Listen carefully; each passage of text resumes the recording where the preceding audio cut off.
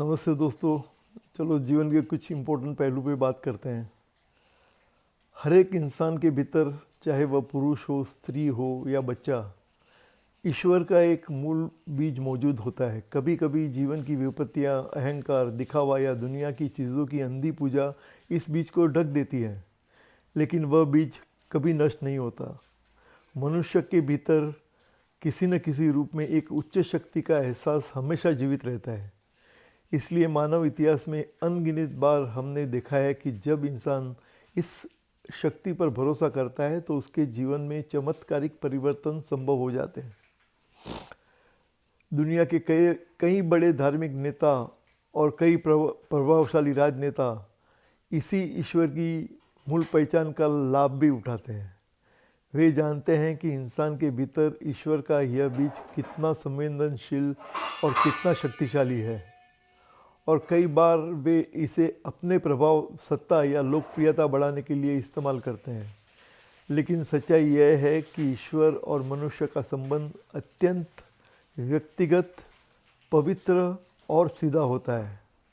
यह एक ऐसा रिश्ता है जिसमें किसी तीसरे व्यक्ति, चाहे वह धार्मिक नेता हो, राजनेता हो या कोई गुरु हो या कोई संस्था, किसी को भी बीच में आने का अधिकार नहीं है। ईश्वर और मनुष्य का यह संबंध हम दोनों के बीच की बातचीत है। इसमें किसी को हस्तक्षेप करना नहीं चाहिए।